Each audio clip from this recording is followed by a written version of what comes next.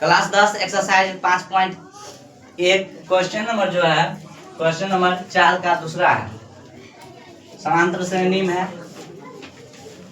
2 5/2, 3, 7/2 यहाँ पर लिए हैं प्रथम पद a बराबर 2 लिए हैं और सर्वंतर पद d बराबर लिए हैं।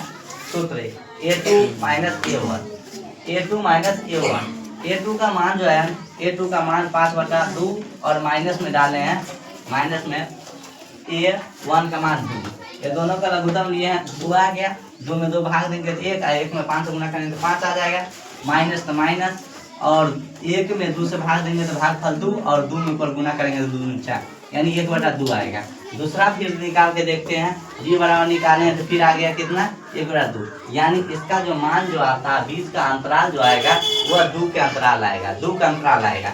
अब यहाँ पर कहता है कि अगला जो है ना 3 पद, यानी इससे जो है इस पद से 7/2 के पद से अगला जो है 3 पद निकालना है। अगला कितना पद निकालना है? 3 पद निकालना है। अब यहाँ से देखते हैं अगला पद निकालने के लिए a2 बराबर हो जाएगा a1 plus d, a1 plus d हो जाएगा। a2 बराबर a1 और प्लस d।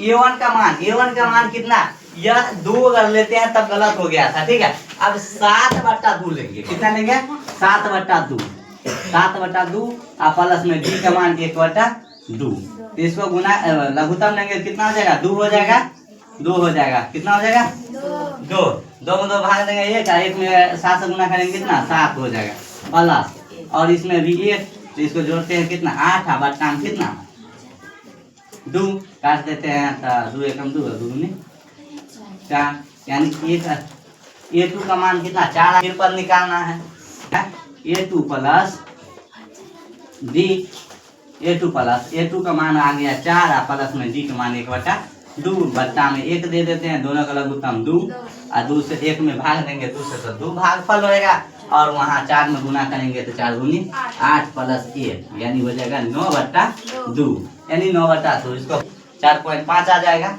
या इतना ही पर छोड़ देते हैं। a3 plus d। अब यहाँ पर देखते हैं a3 का मान कितना 9/2 आया और प्लस में 1 कितना 2, तो इसका लघुत्तम हो जाएगा 2, यानी 9 प्लस में 1 यानी हो जाएगा 10/2 करके कितना 5।